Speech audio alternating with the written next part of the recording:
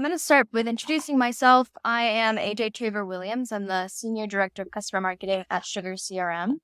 I'm joined by Aadil. Aadil is the CRM and Marketing Automation Manager at EIS Inc. He's got about a decade of experience in CRM and marketing automation. I know that we've got some marketing folks in the back. So he is going to talk to you about EIS Inc.'s journey from a tech stack perspective.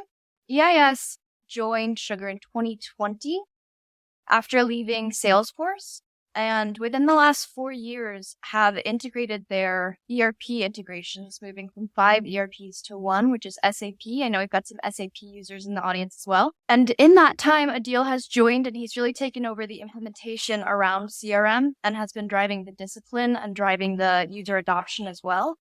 So he's going to be talking about how EIS has used it to identify missed opportunities for cross-sell, upsell, talking about time productivity, time management, as well as user adoption, which we've kind of touched on all of these core themes, which is great, but he's just going to build on it and explain from his perspective how it's put into action. Thank you so much for joining, everybody. My name is Aadil Ahmed. I work for EIS. We do distribution of electronic equipment, parts, but we also have different verticals. Like we have pretty much what we say, like if you want to buy something, we sell it, pretty much. Some of our other main markets, we are in wire and cable. We have transformer parts, and EV battery is one of our newer market segments at the moment. EIS has been trying to use CRM for a long time. One of the biggest part of my job at EIS is just a bridge between marketing and sales. So what I do is I listen to the sales reps, understand how I can make their life easier when they're using CRM, basically. One of the biggest misconceptions everybody had was they need to spend more time in CRM, but in reality, they need to spend less time in CRM, but more quality time in CRM. So that's what drives my goals and the decisions and processes that I build within CRM. My first goal was to get everybody, bought in on the idea of that, yes, they need to use CRM on a daily basis. So I made some changes based on that. So it took me about 4 to 6 months after I joined in order to understand and change things within the CRM process of what are the questions we are asking the customers. That was the biggest thing. If the questions we are asking the customer within the CRM system, the fields or the data that we are capturing is not directly linked to the type of business we have, then doesn't matter how much time you spend in CRM, you're not going to get anything back.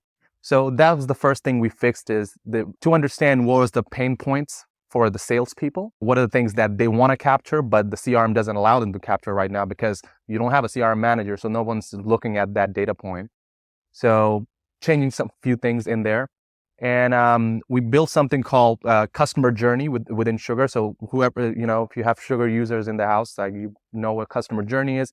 Customer journey is very, you can configure it however you want. So it is also a challenge because if you can configure it however you want, you need to know exactly what you want in order to get the most benefit out of it.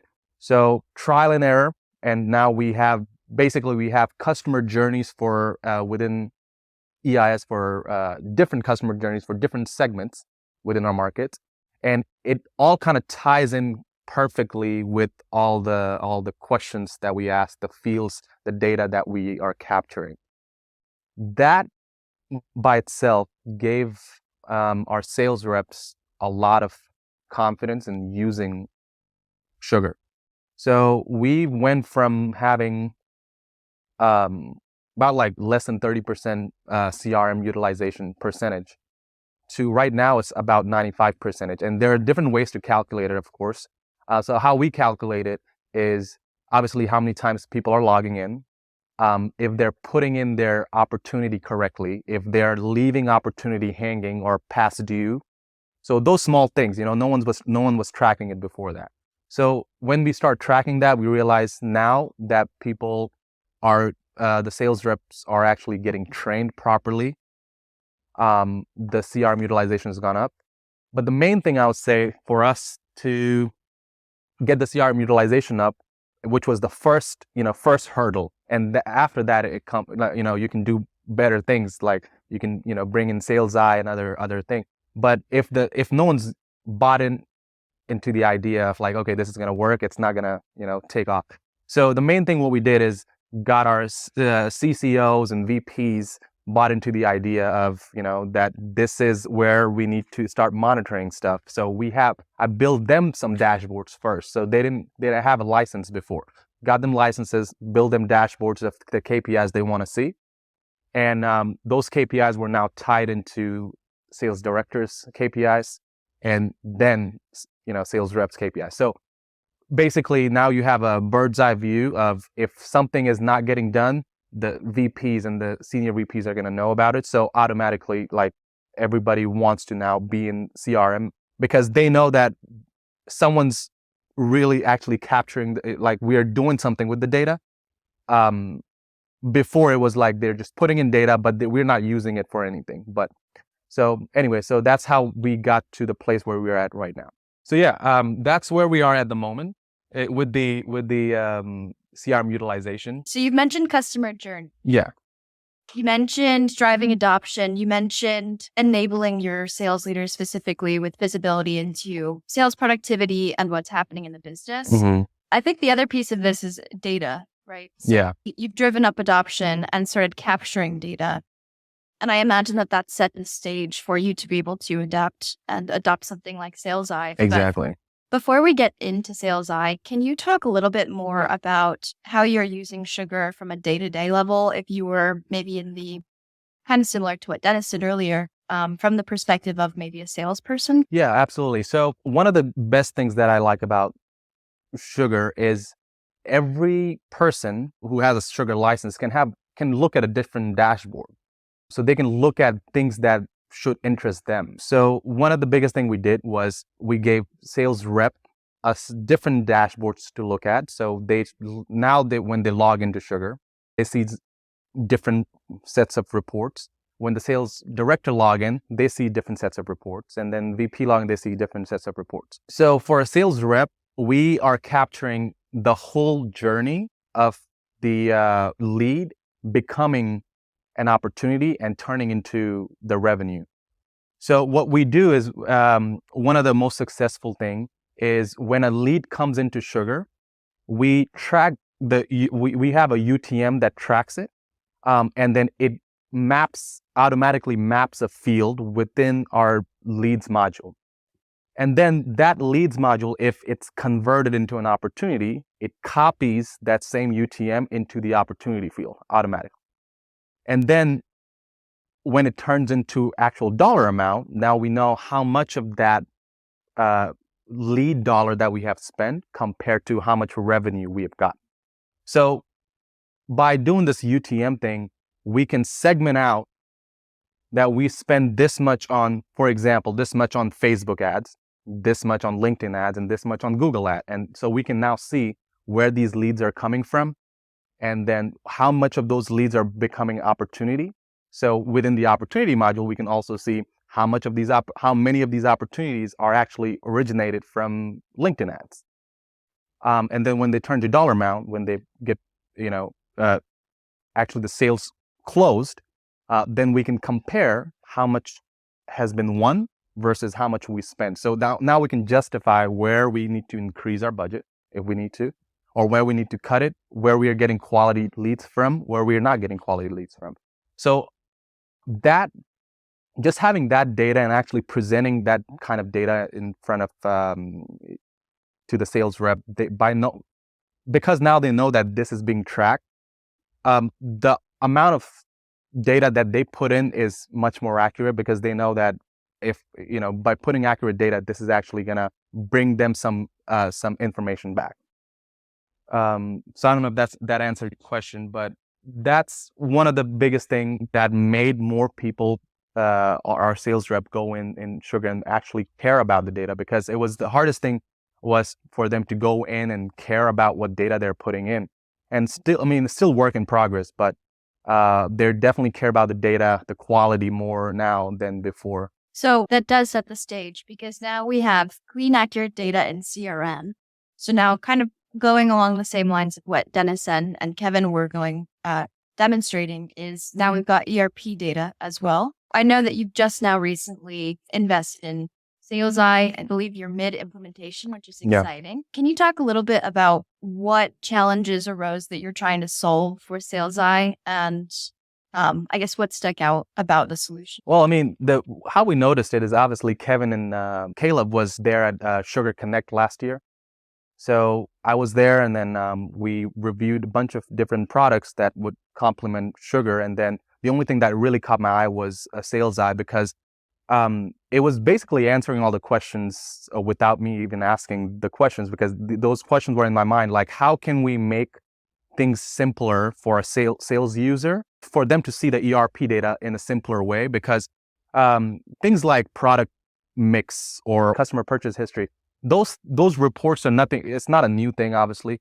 The sales rep would have to go into the ERP system and manually run the data, and they knew that they have to do it, but because it takes so much time and so much work, not everyone's going to do it, and not everyone's going to be accurate in it. So I was already looking for something that would solve that problem. And when I saw the solution, that's what caught my eye. And the main reason was that, okay, how do we, well, one of the main complaints we got, because we do this, I do the survey often with the sales reps, like, okay, now we've reached this point. What else are we missing? How can we make this, process within SugarCRM better? One of the problems that we had was, they felt like at some level that they want to just receive more data instead of putting more data in there, because by this time we've created customer journeys and all this for the sales rep. So they felt like they're putting a lot more data into Sugar. So this kind of answered all the questions, SalesEye. So to bring people more, you not leave SugarCRM at all, and give them one central place to pull their ERP data and use Sugar in the same page to take whatever knowledge they get from the SalesEye reports and plug it into action items, plug it into tasks. So one of the things that I'm planning to do is looking at SalesEye campaigns, that we call it, the alerts, and based on that, trigger some tasks that we decide, like, okay, if this is happening if SalesEye is saying this is happening, then these 4 tasks are going to be added to your customer journey, or these 4 tasks are going to be added to your account. So that's one thing that kind of like ties the knot and like makes everything, kind of seamlessly work. So that's the part that I think was missing, that we were looking for. And SalesEye, when it answered all those questions, that's when we decided that we'll go with SalesEye. Obviously, it took a little bit back and forth, because when we decided to get SalesEye implemented within EIS, it was end of our marketing budget. So we had to, in my mind, we were thinking that, okay, let's wait until next year. But when I presented what I understood about SalesEye, I made a internal presentation for our VPs and directors, and when I showed it to them, they were they were happy to move budget around to implement SalesEye, because they saw the value in it. So that kind of made it easier for us to kind of implement SalesEye, and now we're in the process of almost there, where we can actually see the real data within our CRM instance.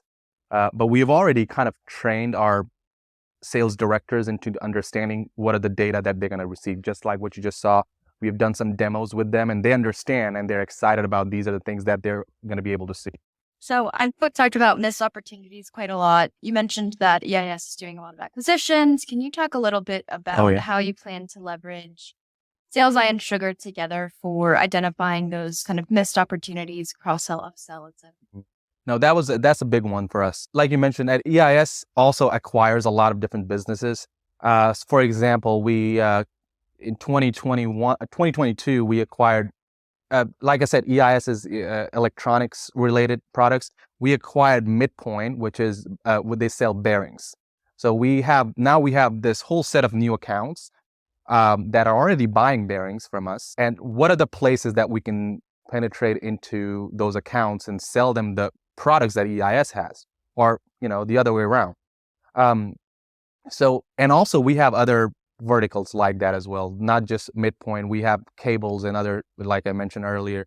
So that solves a huge problem for us, where people before they would just verbally kind of cross-selling to into each other's brands, right?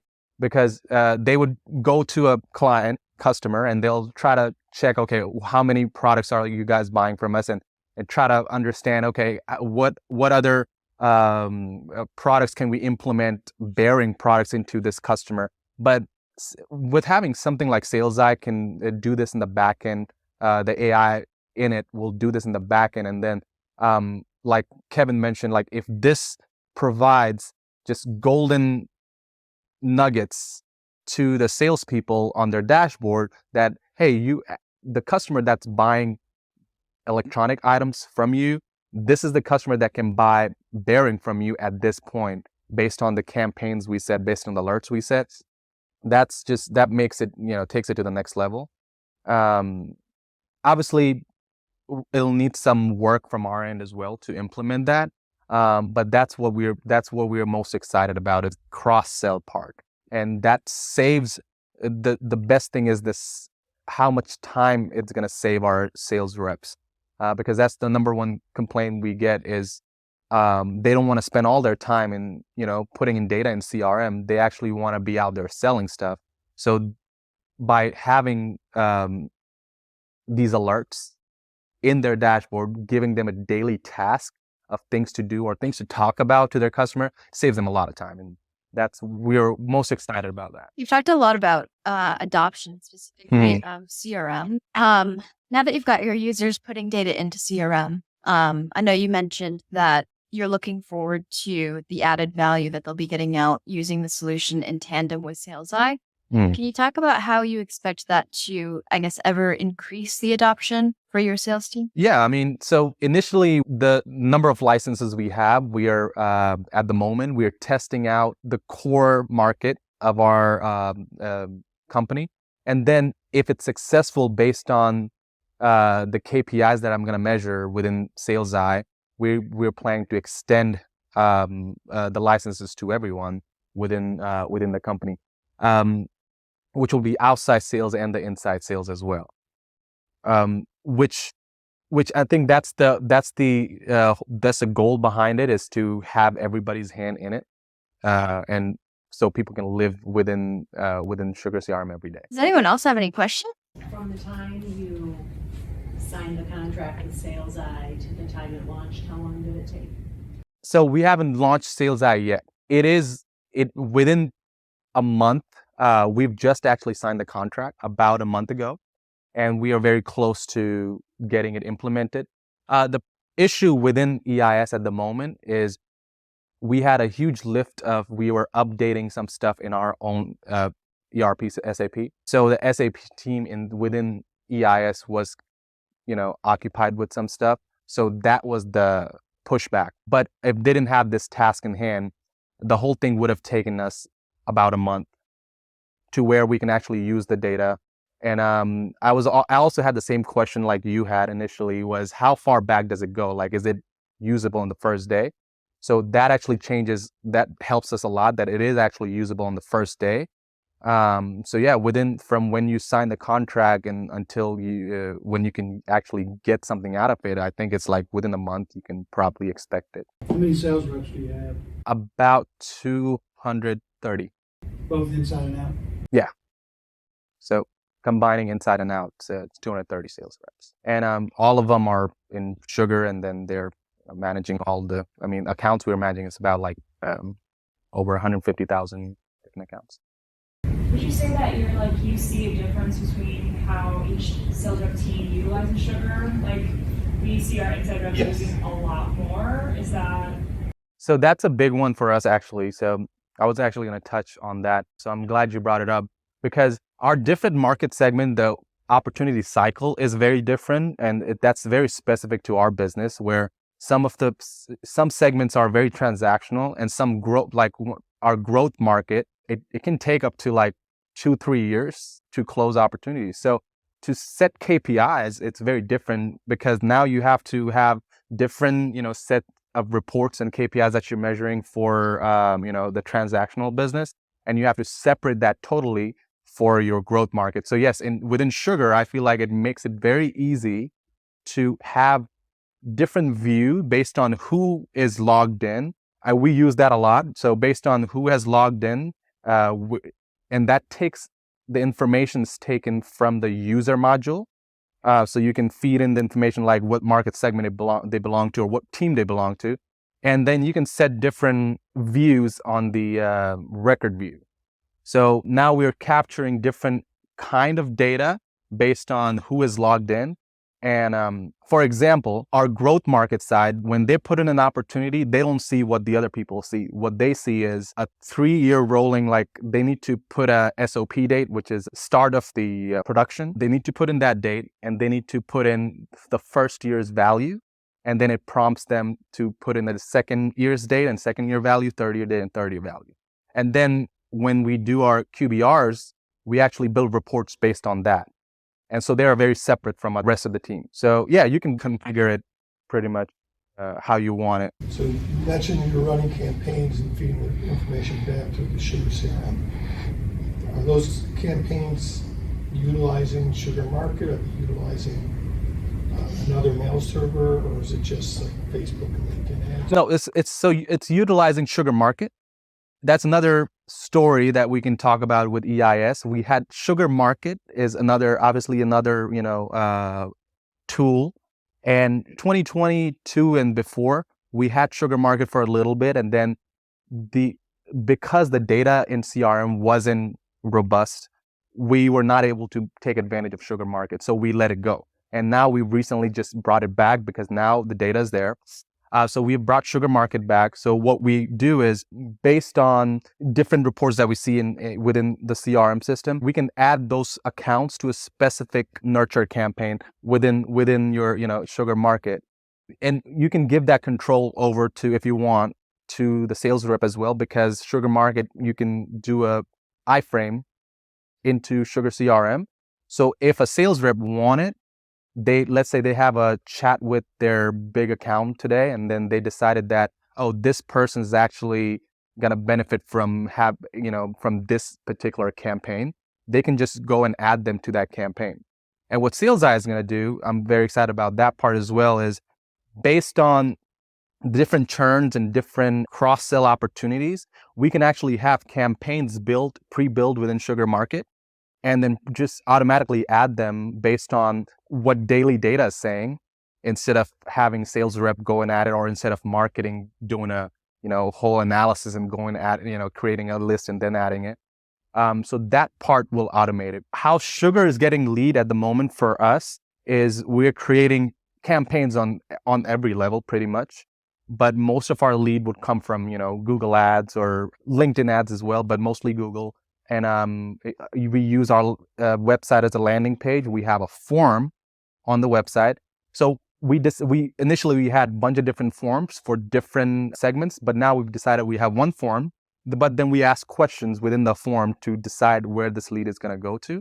And that whole part is automated as well within Sugar. At some point, I have to have some kind of manual touch when I'm reassigning the leads, because it's hard to really say what lead has more potential based on what quote they're asking for, because I can look at the quote and then go look at the company and go look at this, the company size, which Sugar Hint will help you with that as well. And then based on that, even if the quote that customer is asking for is a small quote, but then after you looked at Sugar Hint, or you've done a little bit more research, you decided that this actually looks like a bigger company and it should actually go to the outside salesperson and not an e-com team, you can actually just route it to the outside salesperson. So I'm telling you the process that I use at the moment. Are you using BPM right now? Yeah, we are using Sugar BPM. So we have like processes within every thing within Sugar BPM. And before Sugar BPM, there was workflow. We have some processes that I've built within that. We have BPM as well. So BPM is basically where you can create different scenarios based on you can have a start event and an end event, and then you can just tell by linking different scenarios to activities what path it should take, or a lead should take, or opportunity should take. So we have, when I talk to the sales reps, I go back to the drawing board and try to decide. I literally sketch it out, where sometimes I'll sketch out the path where it should go, or what task it should trigger, or what, should this add something to the customer journey.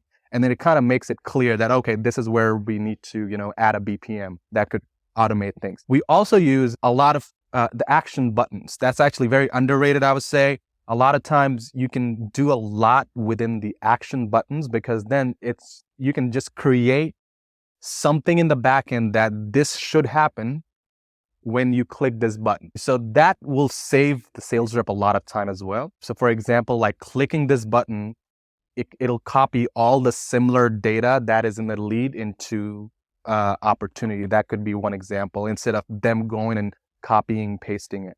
So yeah, I mean, different problems will need different solutions. So you'll just have to sit down and map it out first. So if you had to kind of, the whole theme of today's workshop is turning data into dollars, right? Yeah. If you had to summarize the anticipated business outcomes that you're going to get by connecting SAP, CRM, and SalesEye, what are those anticipated outcomes? What's the ROI? Well, what we're hoping to achieve, really, we don't want to leave anything on the table that could have been tapped, basically. So what we are really hoping to achieve is save time for our sales reps, and then give them more time to be with the customer and actually have talking points when they go to the customer, which they already had. I mean, obviously, if you're the sales rep would already know what to talk about, but that's what the beauty of AI is. It's, we have to use it as our assistant and feed it more data in order for it to kind of become a more robust data set in the future. The ROI goals are just saving time, is basically, and having a better understanding of where we can cross-sell and what we were missing, because we are missing a lot. Like there is a lot of cross-sell opportunity that we are missing, and then we can tell already by doing some manual analysis. But by doing this, we'll have a better understanding of what we're missing, and then we'll have, and like I said, I already have like a plan, a view of what are the things that we can do in order to make, when we recognize a leak, or when we recognize a missed opportunity, what are the things that we can do to fix it? I already have a map in my mind where, the first thing they will need to do is, a task will generate itself.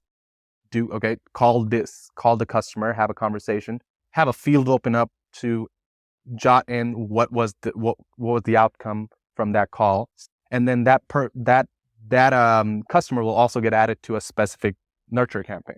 So all of this, it could be done without sales, but it will require so much manual work that no one will ever do. So that's the return that I'm hoping for, is the seamlessness of how all three tools are going to be in one vessel, where you don't have to leave one screen. And then it's going to be on your phone too. Like people be using it on their phone.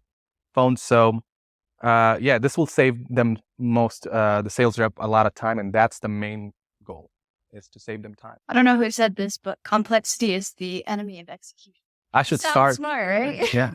The next training call will start with that. How many campaigns are you using the campaign menu from the sales eye? Not yet. But you will use that. We will be using that for sure, yes. So the most interesting thing there is the bacon and egg example, right? In our business, there are so many different bacon and egg pairings. So I like the idea where you can actually go in manually and actually say that, okay, if they're buying this, they should be buying this from us. We've got a low levels and high levels of granularity. Exactly. So for different market segments, if I'm able to do that as a market, as a campaign, as an alert that goes out, I think that's the golden part, where the nature of our EIS product verticals is that you can't have one mold for everything. Some businesses might, but in our business and a lot of other businesses, you can't.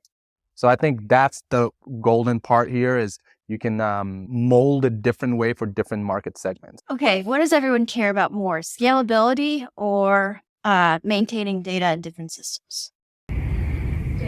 Data? Okay. Aadil, can you share any lessons learned in maintaining your data across your different systems? Well, making SAP one source of truth is what's worked for us. So previously, what happened is we would let people create accounts within Sugar without having a SAP customer number. So and obviously I'm giving you our example, how our data is set up is when SAP is pulling data into Sugar, it's actually looking up the customer number, and then based on that customer number, it's just filling up everything else. So if somebody goes into Sugar and creates an account and doesn't put in the customer number, now you're going to have two customers with the same name. And that has happened previously, and because the knowledge around it wasn't present. So sales reps will go in, and if they got an opportunity because they couldn't find the name in the accounts because they didn't quite know how to search for that name, they would just go create a new account. And we will see that I've seen like 20 accounts with the same name without any SAP customer number. So what we did is we made it not possible for somebody to create an account in Sugar if they don't have a SAP customer number. So it's a very simple fix there is we just took the SAP customer number field in Sugar, made it view only, and made it required. So if you're creating it, you can see the customer number, but you cannot edit it. So unless it's, pushing in from SAP, you can't really create a customer. So that fixed a lot. That started the whole process of, okay, let's clean up the data. And you cannot really have clean data unless people understand what they're putting into the system. So another thing that we had to fix was their thought process of how they think or what are the data they want to capture, and create fields for that instead of having fields that they don't use. And that we've seen a lot of data cleanup there. So we were to a point where we're going to be very confident in the sales eye data when it pulls into Sugar, because there won't be any differences. Like you don't want at the end of the day for in the iframe of sales eye, it's pulling one account and it's showing you different account in the Sugar. So that just creates a lot of confusion. So data needs to be clean for sure. I have a question on that. Sorry, what's your process then with having reps enter leads, or do they just enter directly into your ERP? So instead of leads, we have leads as a module, and then we have prospects as a module as well. So what we do is, let's say if somebody has an opportunity, let's say I'm a sales rep, I have an opportunity for this customer who is not part of SAP yet, but there is an opportunity, so we need to, put that into the system. So what I did is I created, and this is just, I don't know if that's the best way to do it, but this is how I did it, is I created an account called prospect account. And then that triggers, if you choose prospect account when you create an opportunity, that triggers an entire different module that you can, a relate module of the prospect module. Now they can go in and create a prospect account, which will be in a separate module.